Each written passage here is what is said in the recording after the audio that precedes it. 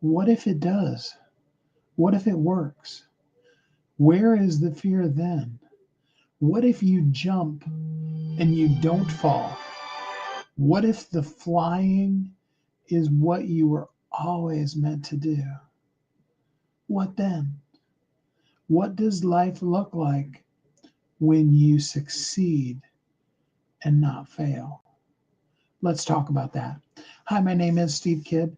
I'm a third generation minister, international best-selling author of 39 books and counting. I've had the wonderfully amazing privilege to work with over 5,000 authors now, helping them write, publish, market their books to bestseller, and everything that goes beyond that. As a 40-year veteran marketing company, I can tell you that what we really do more than anything else is help you get clear.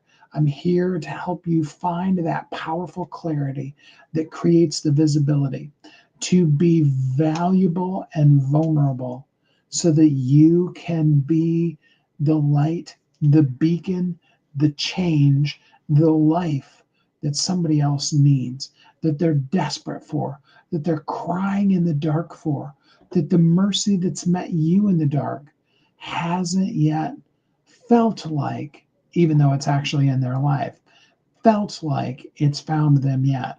And for those people, for the people that you're meant to serve, the people whose lives you're meant to impact, I really, hopefully, really, not hopefully even, I really want you to be able to see today that fear, the real fear, the one that makes you wonder if you should do it at all. Because it's not really the fear of failure, it's actually the fear that you're going to succeed that is more than likely really what's going to hold you back. You see, maybe you've jumped, maybe you've tried flying and you fell on your face. Maybe, you know, the old song that was written basically about Michael Jordan, the I Believe I Can Fly. Um, it was in the Space Jam movie and what have you. Um, really the truth is long before you did fly or will fly, was that I believe I can fly. I love the story of the little engine that could, it's going up, it's chugging up the mountain. And it's tough, but it's saying, I think I can, I think I can, I think I can. I hope. You see, and I remember, I had it when I was a little kid. I had an album, literally, that was a lady telling that story. Mrs. Miggsy, or Miss Miggsy was her name. I remember that totally. Um, and I I always remembered the part of it that was, I think I can, I hope. You see, that's not the fear of failure. The fear of failure is actually really pretty easy because you can overcome your failure by going to that cliff that we were talking about yesterday, by feeling the wind in your face and that breeze and just jumping. Jumping always solves the fear of failure. Falling, plummeting to the ground, even, although I know how terrifying that is, it may seem scary, but it overcomes that fear of failure. It really does. But what is harder to overcome is that fear of success. Now I know that, because we've spent all week working on this and talking at it and looking really desperately at it. I know some of you jumped on Sunday before we even completely jumped into this. Some of you jumped on Monday. A few more of you jumped on Tuesday. And there were several of you that you felt that wind in your face and you stretched out your wings and you're like, oh, I am powerful. And you just jumped. You didn't wait. Even though I told you, now's not quite the time to jump yet. You didn't wait. You just jumped and you're soaring already. Okay, now soaring doesn't mean that, life is perfect and that you went from $0 to a multi-million dollars in 2 seconds flat. It isn't that at all. It's about being aloft on the wind again. It's about embracing the true reality of who you are and just being yourself. You see, when you're down with the chickens and you're pecking at the dirt, and you may be the most amazing chicken in the world, and you may be eating, like what would be really extreme chicken food. You may be eating gourmet corn, right? I'm just trying to even think what chickens eat. Um, you may, not be getting crumbs, but you may be getting, like the chicken equivalent of the farmer's dog for your dog, right? Those gourmet, specifically designed just for you, dietary enriched, all natural food just for you. But it's chicken food, and you weren't a chicken. And so you were thriving. You've been getting it done. You've been succeeding on massive levels. And some of what I've been saying to you all week long hasn't resonated because you're like, but I'm already soaring. I'm already, way above, because you didn't look around and see that what you're above of is the chickens. This morning when I was out on my walk, it was so beautiful. A little bit overcast. And I'm trying to think now if that was this morning. It might have, no, actually, that was last night's walk. See, time just flies. Last night when I was out on my walk, there were two hawks, and they were just kind of gliding around, circling, and the wind was out, and they were just loving it. I mean, there were some hawks this morning again, too, because the wind was really kicked up today. It was perfect hawk kite weather. You almost want to be a hawk just to be able to sail in the way the wind was this morning. And I was thinking about that, and I was thinking about you and what you're going through and all that kind of stuff. And I also realized that when you're down with the chickens, if you happen to flap your wings a little bit and you get up on top of one of the posts and you're looking down on the chickens, you didn't leave the coop. You just kind of jumped up. Maybe you even flapped your wings and flew up to the top of the fence. And so you're looking down at the chickens and you're thinking, I'm better than that. I'm not a chicken. I already am living as an eagle, perched at the top of the chicken coop. But yesterday, what we had you do was we had you look up to the sky. I saw at the top of one of our trees here in the neighborhood, it has that thing that, sometimes trees do where there's just like one branch that's up above all the rest of the bushy part of the tree, right? And that's often where eagles and hawks will form their nests, is up there, or, up in, and it is this dangerous one, but, they will go up in the great big giant power lines and they'll make nests there, or up at the top of cliffs or things like that. As an eagle, you're born to live in the lofty heights that other people don't even have the courage to look up at, let alone climb up to, let alone live in. When you jump off of your perch, out of your nest as an eagle, you're jumping already off the cliff. You live on the edge of the cliff. And for some of us, we are in that eagle stage. We are used to soaring and flying. We're used to living on the edge and on the side of the cliff. We've got that one down. But even with that, even with the wind in our face, and it doesn't matter whether you're still in that place where you're a little afraid to jump. It's okay. I'm not asking you to jump again yet today. Or you've jumped several times and you're soaring around. But do you see higher? There's that Creed song, can you take me higher to a place where blind men see? Can you take me higher to a place with golden streets? Where is your mind? Ephesians 3:20, I don't, pop out Bible verses at you very often, but every once in a while. Ephesians 3:20 says that God is going to do exceedingly abundantly above all that you can ask or even think. Okay, and too many of us are used to living at doing really great and missing the whole concept of exceedingly. Okay, think of the word exceedingly for a minute, and then abundantly above that. So exceedingly abundantly above. Okay, I mean, that's some extremely expressive language. And then it's all you could ask. I don't know about you, but I've asked for some pretty huge things in life, or even think. So take your wildest imagination, your greatest dream, think that for a minute, and then even try to imagine what exceedingly abundantly above that is. Have you had the dream to be the world's next Oprah? And yeah, I've talked to you before about the world doesn't need another Oprah, they need a you.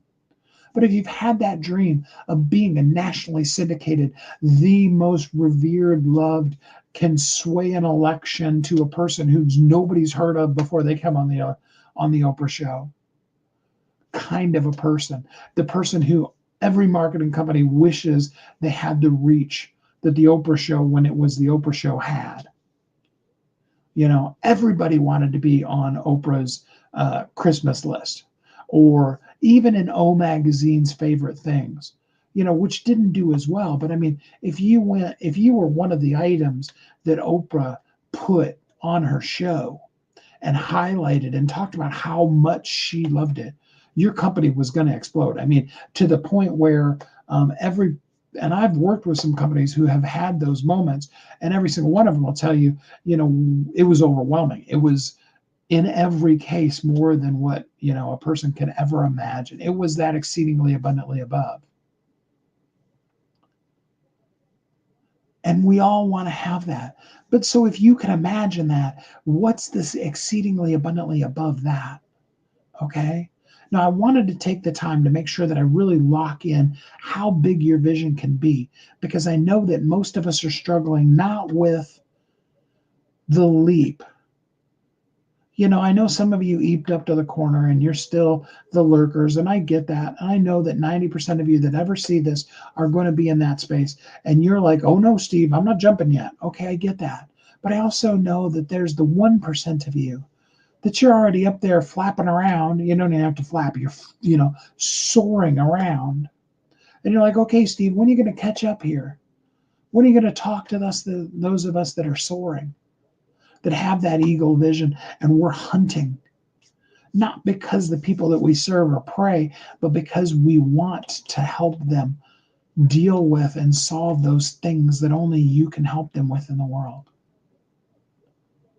And today's that day. Because I can tell you from both sides of that equation, whether you've stepped over the line just a little bit or just envisioned yourself over the line, whether you're standing on the edge of the cliff or you're still 2 or 3 steps back, because even though I've encouraged you to walk all the way up to the edge of the cliff and feel the breeze through you, you're still not quite ready for that. Whether you're the person who leaped Monday, Tuesday, yesterday, or you're the person who was willing to take the wind in your face, but didn't make the jump yet. Or you're the person who's like, no, I'm not going by the side of that cliff. On every one of those levels, we all deal with the same thing. And the rest of this, I'm going to get really real and raw with you, because it's not a fear of failure that we have. It's a fear of success. What if you really did succeed? What if everything you've ever imagined, going all the way back to your childhood and all the way through everything that you've done, what if every single bit of that could be? Coming off of my second divorce, I had a phrase, and it was a safe space. And I bet you have a phrase like this too. I said to myself mostly, and a couple of close friends, I said, if me, just a regular person who, has played some softball and played a little bit of baseball, and then I was a coach for a T-ball team, but I'm, not a Major League Baseball player at all. Not even, like a high school level baseball player at all. If somebody like me came up to the plate and whomever the greatest pitcher in the world ever was or is currently, no need to debate that, but whoever that was is at the plate, and they've got the fastest fastball in the world. And I saw a softball game a month or so ago. One of the girls was throwing softballs. Fast pitch softball, was throwing them at like pro level, hard, regular baseball, level of speeds. I mean, she was hitting like 89. I think she hit one that was in the 90s. That's a fast ball. Okay, so whether you're talking the softball or the baseball, it doesn't really matter. But you step up to the plate, and that greatest pitcher in all the world throws you their hardest, fastest, most straight on. They don't care that it went straight over the plate, and that a great batter could knock it, all the way into next year. And it goes zipping past you. You hear the catcher is throwing it back to the pitcher before you even knew the pitcher had finished his windup. Strike one. Okay. Pitcher does the same thing. Boom, strike two. Do you really need to stand there and take strike three in order to know that maybe you're not a professional baseball player? And this was the comfortable phrase that I used after my second divorce. I'm like, maybe baseball is just not my game. You know what I mean? Maybe that's okay. Maybe I just need to, do all of the things that I am good at, and not worry quite so much about, trying to make a relationship work. It's a really sexy excuse, isn't it? Because we're meant to relate to one another. And there is love for you. And I know for some of you, like I am going through, and I told you I was going to be raw and real, so I'm not going to hold back on you. It seems impossible. It really does. You've had losses, you've had hurts, you've had pains, and you just don't see it. And this voice wells up within you. I mean, I have some very deeply romantic things that I've written in some of the books that I've written about what love is and what it really looks like. I know exactly what I'm looking for and what I want. So why am I not out looking for it? Why am I not out dating? Why don't I have that love of my life? You know why? It's the same reason why, even though you're soaring, you're not exceedingly abundantly above. That's because we're afraid to fail. We're so good at seeing our wing broken and us crashing back into the ground and being back in the chicken coop. We're so good at seeing the rocks below us and how painful it would be to crash on those. And we've forgotten how to look up and see the stars and see the sky and envision that even though there's no atmosphere after we get out of Earth's atmosphere between here and the moon, we believe that we could fly to the moon, to Mars, all the way out to little tiny Pluto. We believe our wings are that powerful. Why do we look at the ground? If you want to be a speaker, why aren't you speaking? If you want to be a coach, why aren't you coaching? If you have all these courses that are sitting on your computer that you've spent all this time creating, why aren't they someplace where people can sign up for them? Free, expensive, whatever. Whose life has that speech that you've never given changed? whose world has been rocked and reshaped by the course that you've never offered? Whose breakthrough have you helped come to for the coaching program, the assessment, the thing that you're so amazingly great at that you've never so much as just offered to somebody? Now, that's not a judgment. Okay, all 10 of the fingers are pointing at me. Do you see this? Because I'm saying all this to myself and sharing it with you too. I took a very, very bold step today. I blocked off 3 times, was on the phone with or on a Zoom call with a person. I blocked off 3 times specifically 4 events that I'm going to be speakers at. 2 of them are that person's event, and the other one is an event I'm going to put on myself. All 3 of these particular events happen to be in Provo, Utah. One's in December, the first part of December. The other one is going to be at the end of January. That's my event. And the third one is going to be mid-March. And it's going to be, the same event that I spoke at this past March. Only instead of speaking for 15 minutes this time, I'm going to do a whole hour. Instead of being a vendor with some speaking time, I'm going to be one of the main stage speakers. And very soon, I will have tickets for those for you. And I really, really want to see you. And if you already know, hey, Steve, I live close enough where I'm going to make it to Provo and I want to be there for it, reach out to me. Send me a DM, drop the word tickets. This isn't the call to action. I'm just telling you, you can get in that queue right now. You can be the first one to find out what those tickets are going to cost and what the event's about. I'm not doing this to promote me speaking. Although if you do want me to speak at your event, feel free to reach out to me. I am going to be booking up my entire calendar. You see, I've been saying for the last 6 months that I want to be back on the road traveling a minimum of 300 days out of the year. And I've gone to a couple of events. You guys know about those. But I haven't been actively booking myself into events. I could give you all the sexy excuses, but they're all just excuses.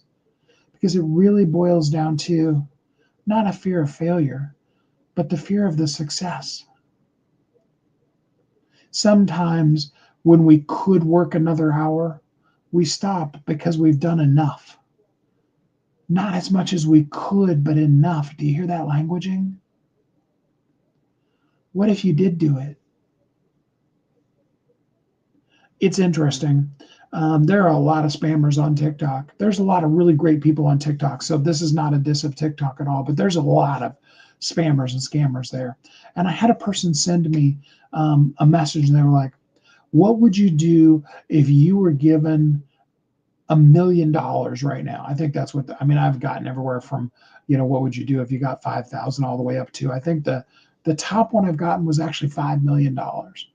And the first one I remember was like $2.5 million. They're like, what would you spend the money on? And I already knew specifically, okay, I do this and this and blah, blah, blah, and, and bless these people and it all. And I can tell you, those of you that know me, you know my heart, 95% of, regardless of what the amount is, it doesn't matter whether it's 10 grand or it's, 10 trillion, still, and if it's 10 trillion, then it gets up into like 99.9%. But, the 95 or greater percent of that money is always going to help and bless other people. Some of it's just pure giveaway, and some of it's, really up-leveling the people in my life and helping them have lives they can't even imagine and being a blessing. And I articulated to that person, and of course it was a scam and they all wanted me to, go out and buy like some kind of gift card or something, and they were going to quote unquote load money onto it, But the question is, do you already have the plan for the $1 million business that you have?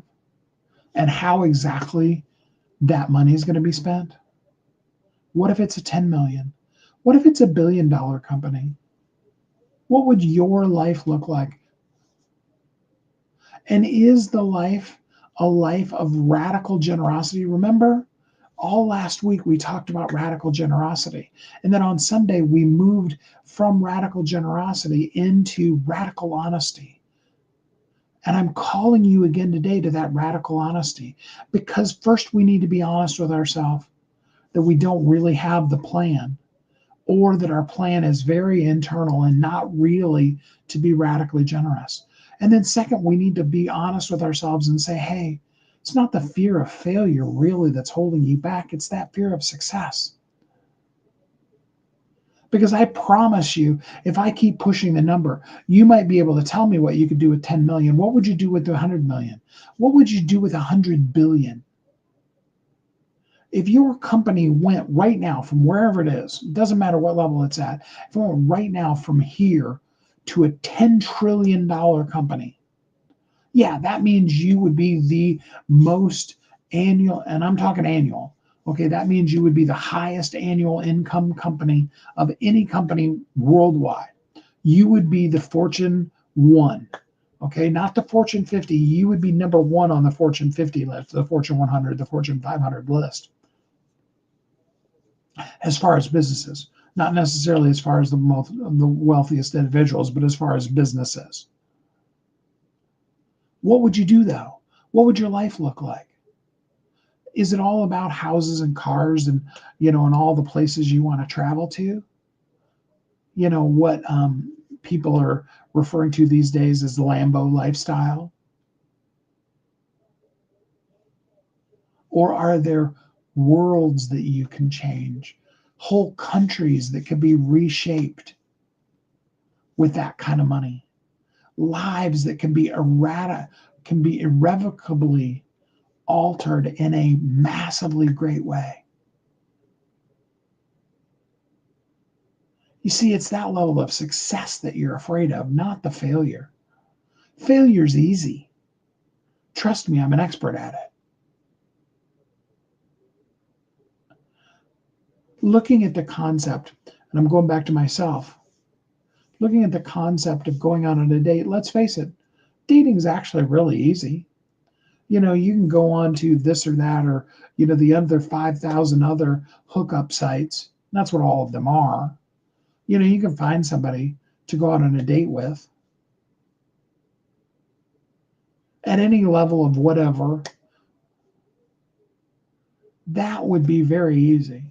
If a person if I really truly wanted to go on a date, I'd be on a date. It's not that hard, even in the middle of nowhere where I live. But it's that fear of success. It's that, what if you met the love of your life? Because then what we have to really look at is, am I the person that they deserve? What if you met your ideal client and your ideal client was somebody that all by themselves would pay you $1 billion a year to help them with what you do? If the company invited you in and said, here's $1 billion a year, we need you to fix this problem in our company. And we want you to stay with us because we know that as soon as this problem's fixed, there's going to be 10 more behind it. It's just the nature of business. Problems are going to keep happening, and we're willing to pay you $1 billion annual income. Not big enough? We're willing to pay you $100 billion salary to come in and do that. Getting scared yet? What number would freak you out?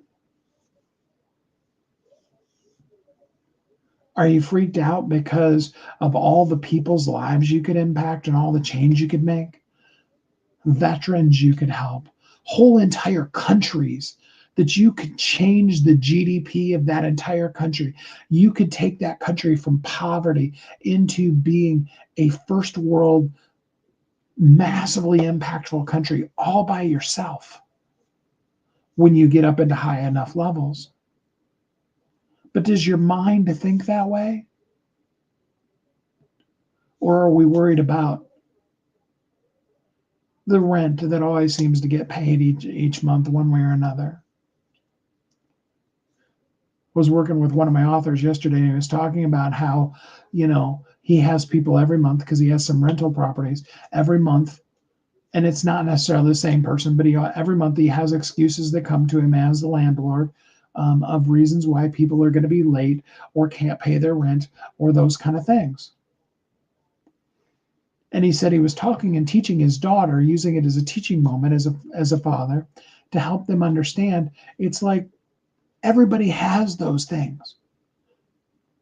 And he comes from though he's doing very well in life now, he comes from the very absolute bottom, living in government supported housing, on government assistance, all that kind of a situation that he grew up in.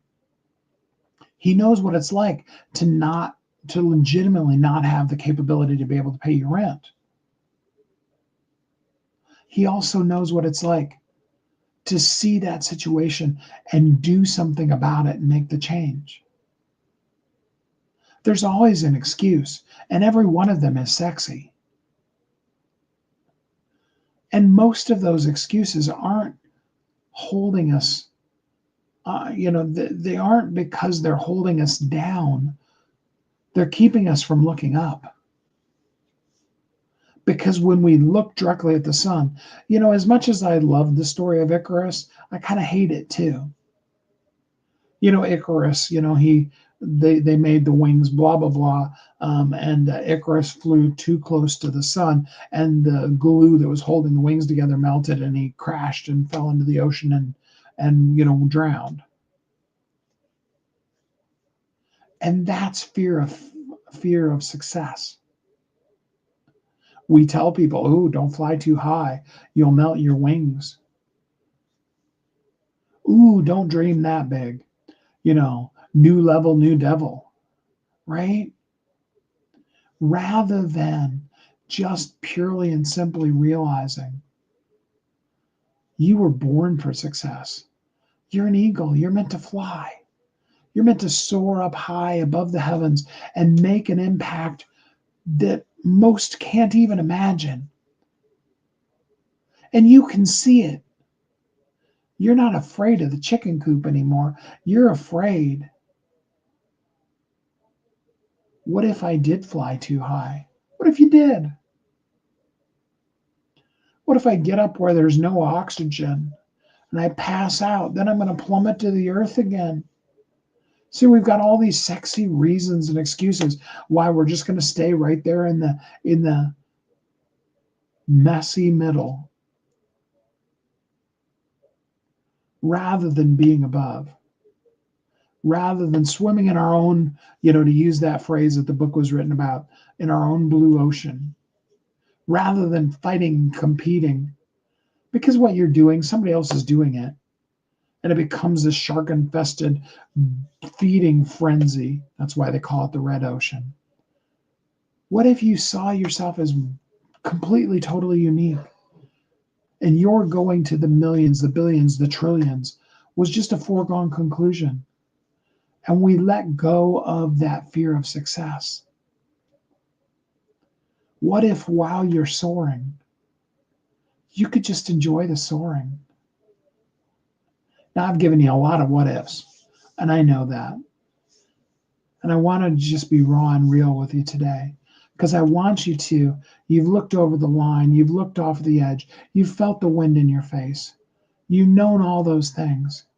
But I want you to get real with yourself today. And I want you to look at what's really holding you back. Maybe you remember the plummet, and I know some of you have been through some really horrendous things. And I understand the fear of it happening again. Like I said, you take the 2 strikes, you're afraid of the third one. In fact, you're going to see the third one as a foregone conclusion. But what if in your mind's eye, instead of seeing the ball whizzing by you, you saw the whole world slow down? And now all of a sudden, your concentration increased. And even though it may be in your own mind, in your own negative thinking, and an absolute impossibility, you see the ball coming. You feel your swing come through slowly. You connecting directly with that ball. Perfect swing, hard and fast. A talent level that you didn't even know you had. Because God, the universe, whatever, comes alongside you and aids in with you being able to be the difference that only you can make if you are willing to face that even bigger fear than the fear of failure, and that's the fear of success. Now, tomorrow we're going to jump. And if you're ready to get clear, then do drop the word clarity and let's get you clear. Tomorrow, I'm going to encourage you. I'm going to tell you. I'm going to even a little bit demand of you that you fly because the world needs you to soar. They need you to do it right now. You need it. But today, I want you to look at all your sexy excuses, all the ones that are just making you less than. I want you to toss those aside. And I want you to really look at those ones that are really fear of success. And I want you to challenge them. And I want you to ask yourself, yes, but what if I could do that? What would I do? I want you to up-level your own mind today and see yourself at that level that you've been afraid that you would achieve. I want you to live, if only even for a moment. And here's what I want you to do. I want you to pick up the phone and I want you to claim boldly something that terrifies you. That you're like, oh my gosh, if I was a $1 trillion company, if I was a $102 million, $102,000 company, if I broke $60,000, I don't care what level you're at. I want you to go online. I want you to say, today is the day that I begin to succeed in ways that I've never wanted to be possible. It's a tough one, isn't it? I want to succeed in ways I never even wanted to be possible. Put that out there. See the big picture clearly. Live in the soaring moment. Be the difference. Be the change that only you can be. Today it starts by looking at that success and embracing it, not fearing it. Tomorrow we're going to make that leap. Today you are going to put the word clarity in, and we're going to get you really, really clear on who you are, what you're supposed to do, what you're afraid of, and what the success is going to look like. Not in a fearful way, but in an excitingly empowered, powerful way that's going to change you forever when you embrace that thing you're afraid of versus allowing it to put the lid on you and keep you down in the pot. It's time to get rid of all the crabs that are pulling you down, keeping you in the pot with them.